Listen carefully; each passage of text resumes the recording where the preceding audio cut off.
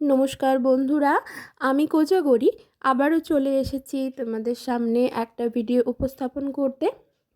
তবে এখন যে সংক্রান্ত ভিডিও তোমাদের সামনে আমি উপস্থাপন করতে চলেছি অবশ্যই সরস্বতী পুজো সংক্রান্ত একটি ভিডিও। তোমরা গতকাল থেকে সরস্বতী পুজো সংক্রান্ত গত পরশু থেকে আমার চ্যানেলে পাচ্ছ ঠিকই। তবে আজ আমি এখন যেটা জানাবো সেটা হলো সরস্বতী পুজো চলাকালীন অর্থাৎ সরস্বতী পুজোর দিন অর্থাৎ 14ই ফেব্রুয়ারি বুধবার সরস্বতী পুজোর দিন মায়ের কাছে, মা সরস্বতীর কাছে যে 5টি জিনিস অবশ্যই দিতে হবে। যে কোনো শিক্ষার্থী বা বিদ্যার্থী বা যে চাকরি প্রার্থী আছো বা যারা চাকরির জন্য আপ্রাণ চেষ্টা করছো, এইটা টোটকা ক্রিয়া হিসেবে কাজে দেবে। যে 5টা জিনিস অবশ্যই মনে করে দিতে হবে সেই জিনিসগুলো তোমাদের সাথে আমি শেয়ার করব। সবটাই করব, তবে তার আগে অবশ্যই জানিয়ে দেবো আরও একবার পূর্ণাঙ্গ সময়সূচি, তার সাথে মন্ত্র। আশা করি সকলেই জানো, তবু যেহেতু ভিডিওটি আমি বলছি, মানে ভিডিওর মাধ্যমে তোমাদের জানাচ্ছি কোন 5টা জিনিস, তার আগে এইগুলিও একটু বলে দেবো। আর সাথে যে টোটকা ক্রিয়াটা তোমাদের সাথে শেয়ার করব, সেটাও দেখবে তোমরা ভীষণভাবে উপকৃত হবে তার দ্বারা। এই টোটকা ক্রিয়াটি করে রাখলে তোমরা যে কোনো শুভ কাজে যাবার সময় এর মাধ্যমে তোমরা ভীষণভাবে উপকৃত হবে। সবই জানাবো কি সেই বিশেষ টোটকা ক্রিয়া, কোন 5টি জিনিস, সবই জানাবো। তো চলো তার আগে একটু ইন্ট্রোটা দিয়ে ফেলি। বন্ধুরা, আমি ওমের মা চ্যানেলে তোমাদের আবারও সুস্বাগতম। আশা করি সকলে খুব ভালো আছো, সুস্থও আছো। আমিও ভালো আছি। বন্ধুরা, আর হাতে গোনা কয়েক ঘন্টা, আগামীকাল সরস্বতী পুজো মহা ধুমধামের সহিত আমরা উদযাপন করব। সমস্ত বাঙালি অবাঙালি সকল শিক্ষার্থীরা, বিদ্যার্থীরা আমরা মহা ধুমধামের সহিত মা দেবীর অর্থাৎ দেবী সরস্বতীর আরাধনা করব। তবে তার আগে অবশ্যই জেনে নেবে যে 5টা জিনিস অবশ্যই তোমার কাছে যদি কেনা না থাকে, আজ অবশ্যই এই 5টি জিনিস তোমরা কিনে নিয়ে আসবে বাজার থেকে আগামীকালের জন্য। কি সেই 5টা জিনিস অবশ্যই বলবো, তবে চলো তার আগে তোমাদেরকে একটু সরস্বতী পুজোর সময়সূচিটা জানিয়ে দিই। স্ক্রিনে তোমরা পরিষ্কার দেখতে পাবে, স্ক্রিনশট নিয়ে রেখে দিতে পারো, তোমাদের সুবিধার্থে বললাম। সরস্বতী পুজো অর্থাৎ বসন্ত পঞ্চমী বা শ্রী পঞ্চমী, পঞ্চমী তিথিটি লাগছে মঙ্গলবার 13ই ফেব্রুয়ারি 2024 রাত্রি 8টা বেজে 13 মিনিট থেকে। ঠিক আছে, বোঝাতে পারলাম? রাত্রি 8টা বেজে 13 মিনিট থেকে মঙ্গলবার দিন লেগে যাচ্ছে পঞ্চমী তিথি। পঞ্চমী তিথিটি শেষ হবে বুধবার দিন অর্থাৎ 14ই ফেব্রুয়ারি 2024 সালের সন্ধে 6টা বেজে 5 মিনিটে পঞ্চমী তিথিটি শেষ হয়ে যাবে। তোমরা স্ক্রিনে ডিটেলসে দেখতে পেয়ে যাবে, আমি সুন্দর করে লিখে তোমাদের জন্য তোমাদের সুবিধার্থে আমি দিয়েছি, চাইলে তোমরা স্ক্রিনশট নিয়ে রেখে দিতে পারো। আমি গত ভিডিওতে তোমাদের সাথে শেয়ার করেছি কিভাবে ব্রাহ্মণ বা পুরোহিত ছাড়া নিজে নিজে সরস্বতী পুজো করবে। যদি ইচ্ছে হয় সেই ভিডিওটি দেখে নিতে পারো। এমনকি এখনই গিয়ে বাজার থেকে দেবী সরস্বতীর একটি মূর্তি কিনে নিয়ে এসে রেডি করে নিজের মতো করে পুজো করতে পারবে। কিভাবে পুজোটা করবে সেটা ডিটেলসে আমি জানিয়ে রেখেছি, একটু দেখে নাও। আর পুজো ও অঞ্জলি দেবার শুভ এবং সঠিক সময় যেটা, সেটাও তোমরা স্ক্রিনে এখনই দেখতে পাবে। প্রত্যেক কটায় স্ক্রিনশট নিয়ে রেখে দাও, স্ক্রিনে যখন আসবে তখন তো দেখবেই। তবু তার আগে একটু বলে দিই, পুজো ও অঞ্জলি দেবার শুভ ও সঠিক সময় বলছি। তবে দেখো স্ক্রিনে চলে এসেছে সরস্বতী পুজো অর্থাৎ বসন্ত পঞ্চমী বা শ্রী পঞ্চমী, পঞ্চমী তিথিটি কখন লাগছে দেখো স্ক্রিনে পরিষ্কার দেখা যাচ্ছে। এইভাবে পঞ্চমী তিথিটি কখন লাগছে সেটাও যেমন দেখতে পাচ্ছ, পরবর্তীতে দেখতে পাবে পঞ্চমী তিথিটি কখন শেষ হচ্ছে। চাইলে অবশ্যই করে স্ক্রিনশট নিয়ে রেখে দাও তোমাদের সুবিধার্থে। পুজো ও অঞ্জলি দেবার শুভ সময়টিও আসবে, সেই সময় সময়টিও তোমরা স্ক্রিনশট নিয়ে রেখে দিতে পারো। আচ্ছা, দুটো টাইমে তোমরা পুজো এবং অঞ্জলি কমপ্লিট করতে পারবে দেবীর কাছে। সকাল 7:31 থেকে 9:51 পর্যন্ত পুজো মানে দেবীর পুজো এবং অঞ্জলি দেবার একটি শুভ সময় আছে। তারপর আবারও দিতে পারবে সকাল 11:24 থেকে বিকেল 3:18 পর্যন্ত আরও একটি সময় আছে। সেই সময়ের মধ্যেও কিন্তু তোমরা পুজো এবং অঞ্জলি দুটোই করতে পারবে। দেখো, এখন যেটা দেখা যাচ্ছে পঞ্চমী তিথি কখন শেষ হবে আমি আগেই বললাম, তোমরা চাইলে স্ক্রিনশট নিয়ে রেখে দিতে পারো। আচ্ছা, এরপর তোমাদের সাথে একটু শেয়ার করে ফেলি, আশা করি অনেকেই জানো, তবু শেয়ার করছি যেহেতু ভিডিওটি তোমাদের সাথে, তার জন্য একটু জানিয়ে দেবো। যে মন্ত্রটি অবশ্যই উচ্চারণ করবে অঞ্জলি দেবার সময় সেটা হলো ওং জয় জয় দেবী চরাচর সারে কুচযুগ শোভিত মুক্তা হারে বীণা রঞ্জিত পুস্তক হস্তে ভগবতী ভারতী দেবী নমস্তুতে।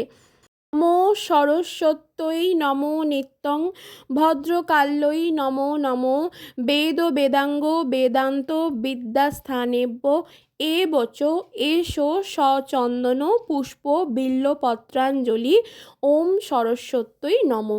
এই মন্ত্রটি বলে তোমরা অঞ্জলিটি কমপ্লিট করবে।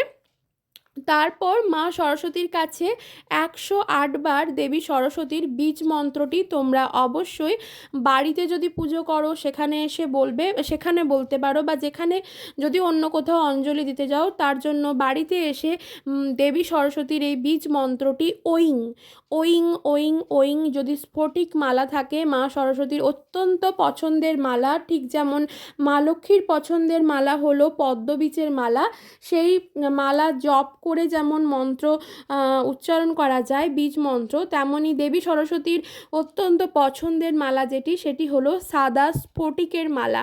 সেই স্ফটিক মালা সহযোগে ওইং মন্ত্রটি অবশ্যই বীজ মন্ত্রটি জপ করো 108 বার।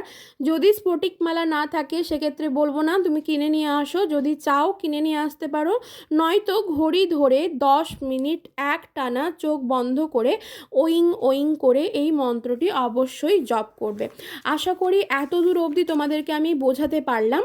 এটা তো করলে তারপর মা সরস্বতীর যেটা প্রণাম মন্ত্র সেটা অবশ্যই করবে, না হলে পুজো কমপ্লিট হয় না। সেটা হলো নমো সরস্বত্যৈ মহাভাগে বিদ্যে কমললোচনে বিশ্বরূপে বিশালাক্ষী বিদ্যাং দেহি নমস্তুতে। তারপর মায়ের কাছে প্রদীপ, ঘিযুক্ত প্রদীপ, ধূপ ধুনো সহযোগে মায়ের আরতি করবে। অবশ্যই ঘণ্টা এবং শাঁখ বাজাতে কিন্তু ভুলবে না। স্ক্রিনে যা দেখা যাচ্ছে প্রত্যেক কটি তোমরা স্ক্রিনশট নিয়ে রেখে দিতে পারো, তোমাদের সুবিধার্থে আমি প্রত্যেক কটি এইভাবে লিখে দিয়েছি। আশা করি তোমাদের কোনো অসুবিধা হবে না। এরপর তোমাদেরকে জানাবো সেটা হলো অবশ্যই যে 5টা জিনিস বাজার থেকে তোমরা কিনে নিয়ে আসবে আগামীকালের জন্য। সেটা হলো 1 নম্বর, যেটা মাটির দোয়াত এবং খাগের কলম। মাটির দোয়াত এবং খাগের কলম সেটা সমস্ত দশকর্মার দোকানে আশা করি তোমরা পেয়ে যাবে। এরপর বলি, যদি কোনো কারণে খাগের কলম এবং মাটির দোয়াতটি না পাও সেক্ষেত্রে বলবো বইয়ের দোকান থেকে একটি দোয়াত এবং একটি পেন অবশ্যই কিনে নিয়ে এসে সেটি দেবীর চরণের কাছে অর্পণ করে রেখো, কেমন? এবং যদি তুমি মাটির দোয়াত এবং খাগের কলমটি পেয়ে যাও তাহলে সেই মাটির দোয়াতটি ভালো করে ধুয়ে গঙ্গা জল দিয়ে শুদ্ধ করে নেবে। তারপর সেই দোয়াতটি পরিপূর্ণ করে রাখবে আলতা সহযোগে এবং তার মধ্যে খাগের কলমটিও ঢুকিয়ে রাখবে।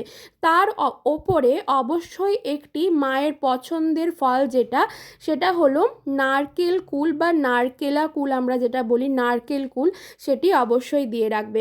খাগের কলম এবং মাটির দোয়াত সহযোগে একটি টোটকা তোমাদের সাথে শেয়ার করব, তবে চলো তার আগে বাকি যে 4টে রইলো, যে 4টে জিনিস কিনে নিয়ে আসতে হবে সেটা হলো 2 নম্বর, যেই ফলটি অবশ্যই মায়ের পুজোতে দিতে হবে, যেটা ছাড়া অসম্পূর্ণ, আশা করি সকলেই জানো, সেটা হলো নারকেল কুড়। নারকেল কুল তোমার সাধ্য সামর্থ্য অনুযায়ী তুমি মাকে ভোগে নিবেদন করবে। যদি খুবই অসুবিধা হয় সেক্ষেত্রে একটা হলেও কিন্তু অর্পণ করবে। 3 নম্বর যেটা, সেটা হলো ফুল হিসেবে মাকে, মায়ের পছন্দের ফুল তো জানোই, সাদা বা হলুদ রঙের ফুল, তবে চেষ্টা করবে মাকে অন্তত একটি পলাশ ফুল দেবার। যে কোনো ফুলের দোকানে আগে থেকে অর্ডার দিয়ে রাখলে তুমি এই পলাশ ফুল পেয়ে যাবে। এই সময় খুব পরিমাণে পলাশ ফুল পাওয়া যায়। তবে বন্ধুরা, সরস্বতীর পুজোর দিন খুব আকাল পড়ে যায়, কারণ সকলেই তো চায় মায়ের পায়ে অর্পণ করতে, তাই যদি আগে থেকে কোনো ফুলের দোকানে বলে থাকো তুমি পেয়ে যাবে। পলাশ ফুল বা পলাশ ফুলের কুঁড়ি অবশ্যই একটি হলো মায়ের পায়ে নিবেদন করবে।